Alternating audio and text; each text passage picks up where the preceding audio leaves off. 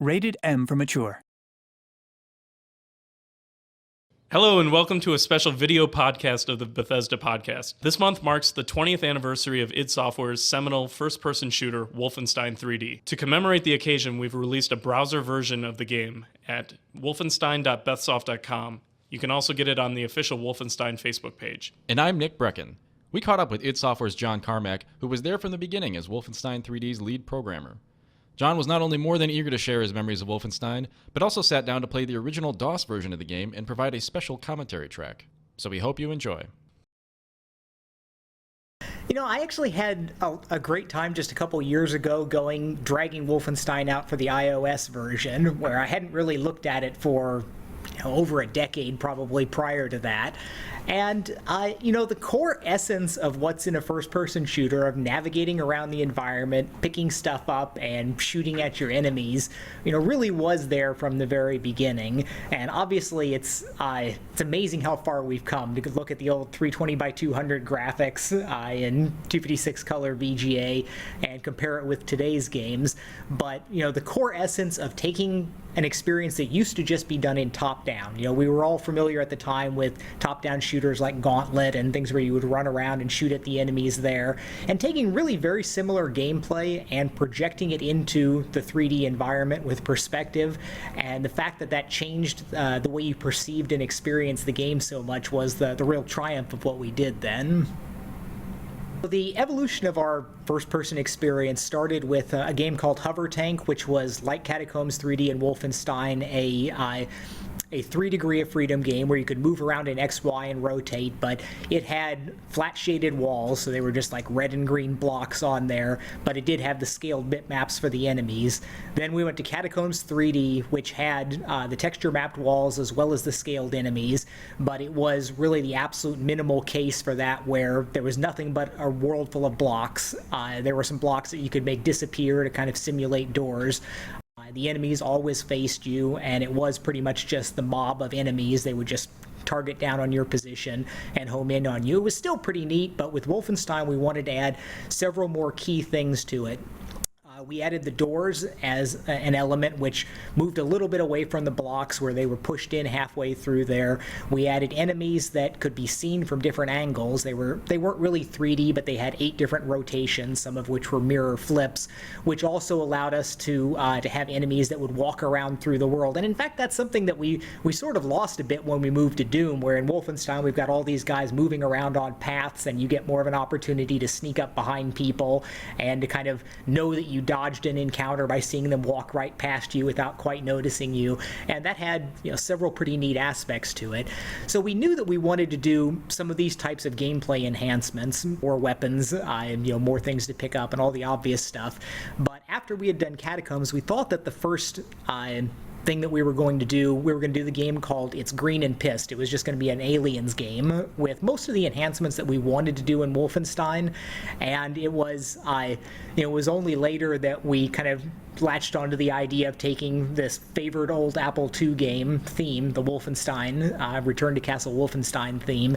And it was a wonderful thing a year or two later when we got to see Silas Warner, the original author of the Apple II Castle Wolfenstein game, at one of the Apple II Kansas Fests that Romero and Tom and I went to, and have him kind of give us his blessing for approval of the game that we did there. That was really great.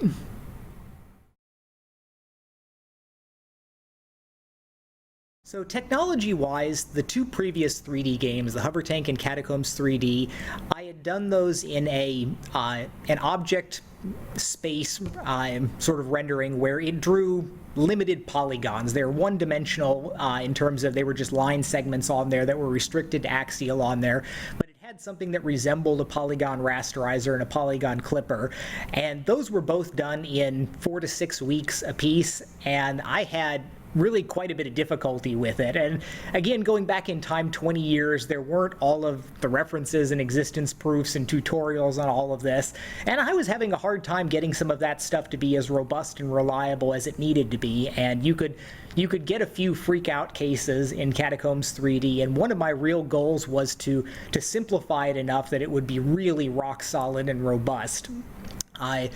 And the fact that it came out to also be a speed up was more comment on the poor quality of my previous implementation, because when Wolfenstein needed to gain some speed on much poorer platforms like the Super Nintendo, I went back to more of a rasterization approach with BSP trees rather than raycasting on there. But Wolfenstein did wind up being both more efficient and more robust than my previous implementations.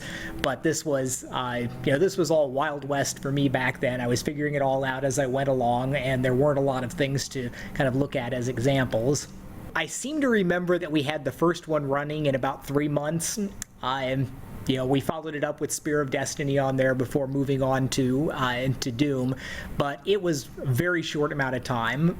We leveraged the tool sets that we were using to create the 2D games, the Commander Keen series, where we had a good tile editor that John Romero had developed, and since the Wolfenstein maps were basically simple tile maps, we were able to kind of make things happen really quickly on that. And also the maps were just so quick to create. We had several maps in shipping products that were literally done in one day. Somebody would go scrub out a map, we'd play it a bunch of times, tweak things a little bit, and it would go into the project there. And it's always interesting looking back at the games there, where you look at the source code and like it all fits in one directory. It's a handful of C files and a few ASM files, and there's just not that much to it. When we look at what we're doing today, and it seems that we can't throw a dialogue up on the screen without invoking 10 different frameworks and 50,000 lines of code.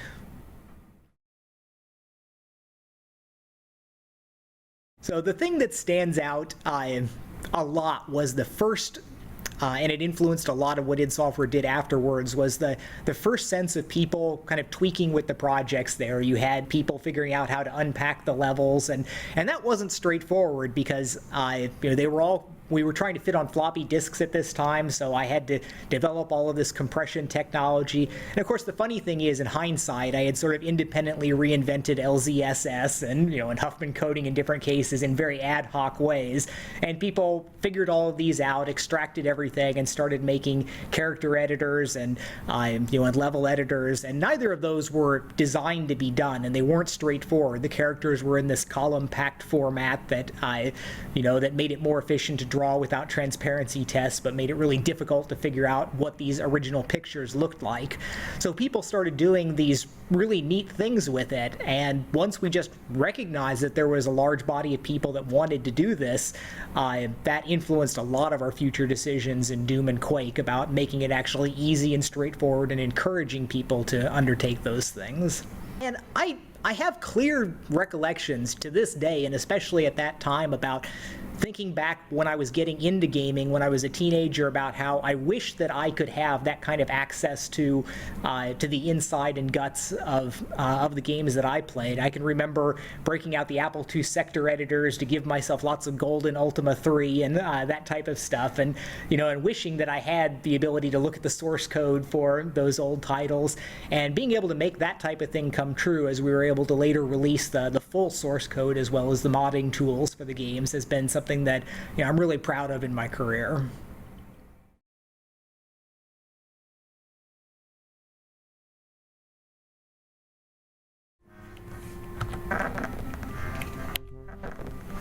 So one of the things that I used to insist on in the old games was that you should be able to launch the game and just bang enter a few times to get in and be playing the game. And that's something that I think it's a little bit of a shame nowadays that we have to go through so many logo crawls, and of course we're trying to preload things and do effective stuff in that time, but I was always about getting into the games as quickly as possible, being able to go in and see what the game's about and have fun really quickly. So another thing, in the early days when we were more looking at the Return to Castle Wolfenstein Apple II game, which was much more of a stealth game, we had the ability, like you did in the original, to drag bodies around so the guards wouldn't see them. So I can still look at that body and clearly remember the time when you could go over, hit a key, and drag it with you to some out-of-the-way place.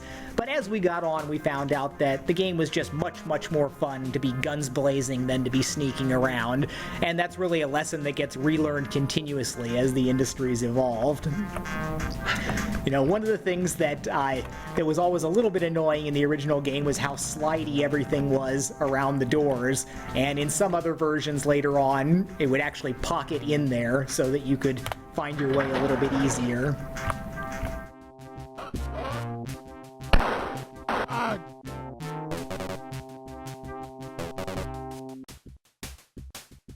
remember the push for saying that we wanted to get something else and couldn't we do something like the doors, and that certainly was a little bit on the ugly side in the code, and the way it was hacked in with the ray tracers, but it was certainly a worthwhile thing, although you had so many people that would just play the game with their nose scrubbing up against the wall like this.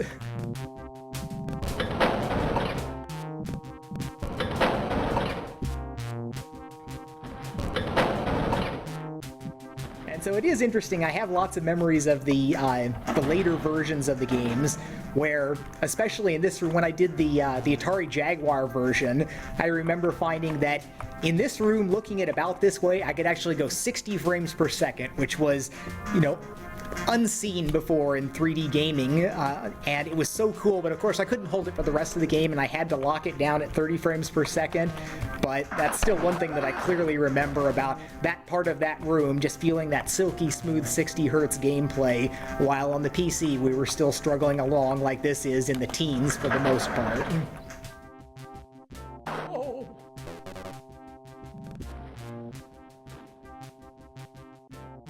I personally did, of course, the PC version and the Super Nintendo version and the Jaguar version, and then we had Wolfenstein, kind of like Doom, is just anything that's got a CPU has a version of Wolfenstein on it since we had the open source versions.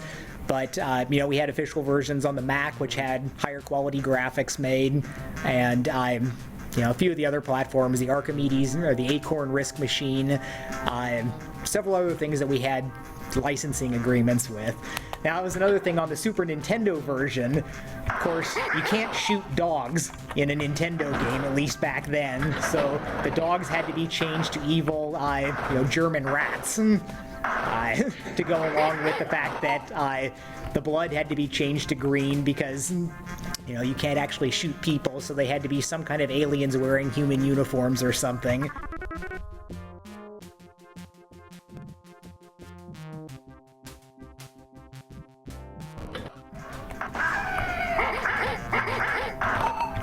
And so, of course, back here we're dealing with, this was our first game with digitized sound effects. The music is still frequency modulated ad-lib synth, but we had digital sound effects in here. And this was working with Bobby Prince for the music and creating all the sound effects for us. And that was pretty cool back in the days. If you had the ad-lib, you just got these squirrely, not so interesting little beeps on there. But if you had the Sound Blaster, you got the digitized sound effects. Yeah, there's two graphical glitches. Like one that I just saw there is there was a missing column as I hit the push wall. And then occasionally, as I'm moving around, I may notice one stretched column that shows up.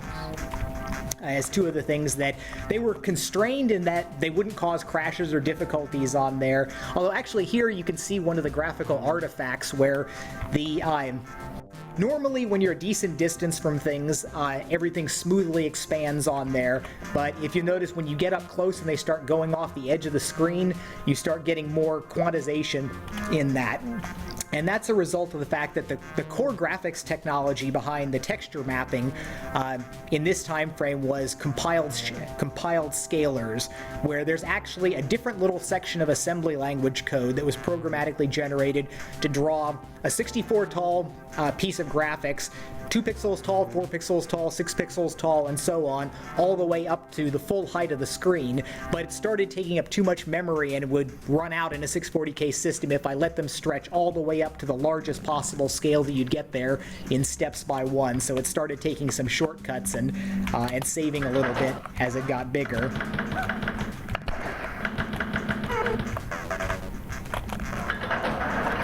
Another interesting thing in the time frame of Wolfenstein was we were still very strongly influenced by arcade games and the arcade tradition, and all of our previous games with Commander Keen and the games we had done at Softdisk, they still had the concept of lives, as if you're putting quarters in. You get 3 tries and then you have to put another quarter in, and it was only with Doom where we made the real realization, obvious in retrospect, that you're not at an arcade, you just want to play the game to have fun, and we finally gave away the concept of lives.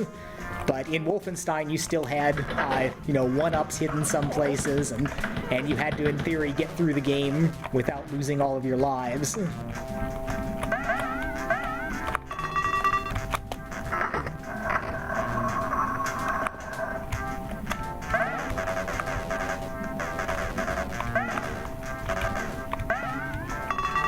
And there were still the rewarding times in the game of the secret rooms with the acres of bonus items that you get to run over.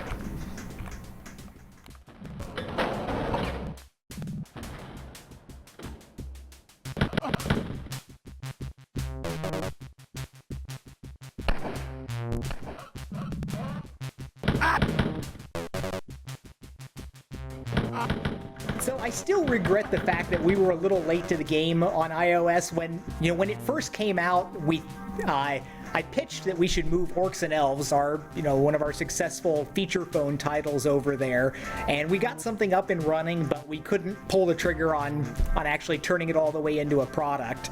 And it was only so it was over a year after the iPhone came out when I finally got down and said that I wanted to go and actually try out the first-person shooter stuff on there. And I think it was less than a month that it wound up taking me. A lot of that was learning the ins and outs of iOS.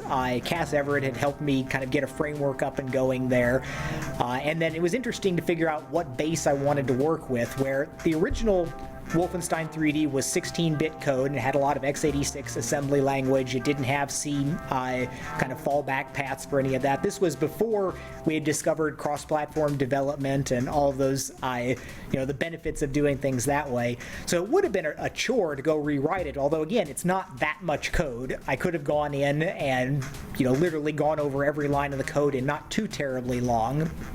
But this was open source and the internet to the rescue, where after I had released the original Wolfenstein source code, a number of people had gone and done additional work on top of it, and somebody had made a nice 32-bit clean version of the game that was portable, used OpenGL for graphics, and it made the task of getting it onto iOS a lot easier, although interestingly he had introduced a couple new bugs to the game that weren't there in the original one, that when I was debugging things I would see some enemy behavior, enemies shooting through the world that turned out to be a bug in the conversion from 16-bit to 32-bit. Right. It was that was a fun project, and then after that, doing Doom Classic was also a whole lot of fun. Going back and doing the things that many years ago. I mean, I remember how challenging it all was way back then. And of course, in retrospect, with 20 years of experience going through different things, you know how you should do things, or how you should have done it back in the past. Probably even more so with Doom, where having done a number of versions of Doom over the years, I knew exactly how I really should have structured the loop, especially for a hardware-accelerated game. But yeah, going back, one of the funny things, or interesting at least, in the case of Wolfenstein and really all of our games to some degree, is that when we're actually making the games, I usually haven't thoroughly played through every level in the game during development. I'm all busy going through the same levels over and over again, working out problems, optimizing things. And I can remember during the Jaguar Wolfenstein development, when I was all happy with it running at a nice 30 frames per second, good performance, and I was just saying, wow, this is really lots of fun. And Romero gave me the kind of snarky comment about, yeah, it was lots of fun in the PC version too, you just didn't play that one that much. And I see that even on some of the later games where even on some things that I'm working on now, when we go back and look at previous games, I'll notice things that that have been there forever, but I just never picked up on them the first time through.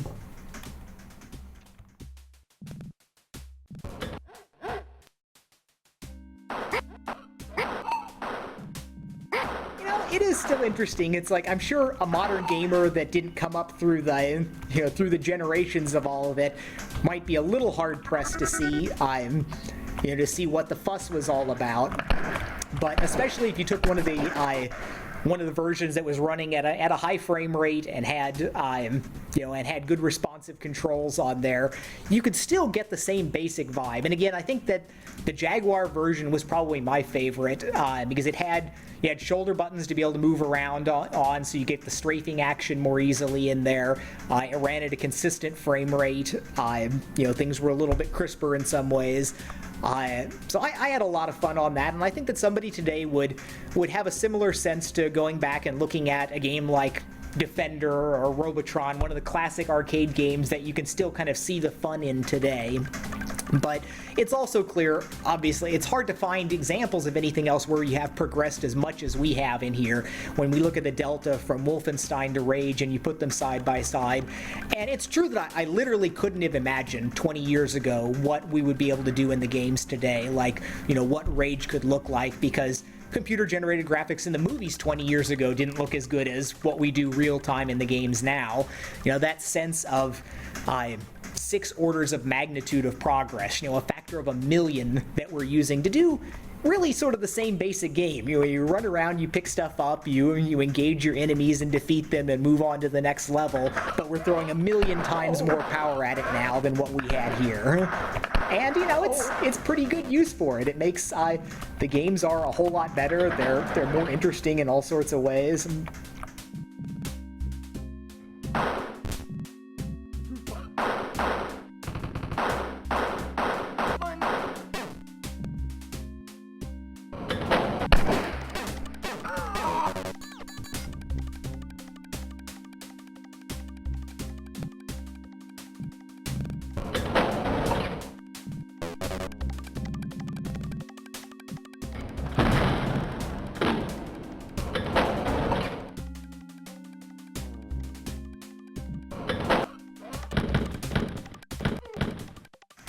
One of probably the gameplay thing that I most remember in Wolfenstein as a positive sense is when you wind up going through a door and there's an SS right on the other side with the machine gun, and you're pumping the machine gun shots into them, and they're doing the side-to-side twitch back and forth, as that's my quintessential Wolfenstein moment.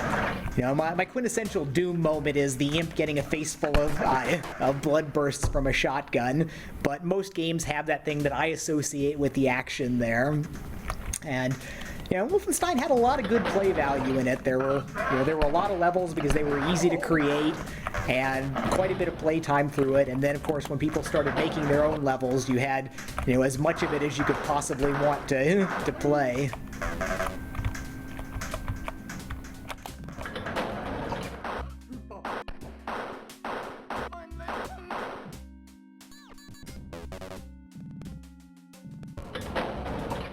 It's been a long road on a technical side, certainly the results, but also what we wind up doing to go through and make it. And it's interesting to go back and see how much we were able to accomplish with so little, because in many cases there's so much waste that's endemic in development, both in how you spend your time, how you spend your resources, for what you get out of it.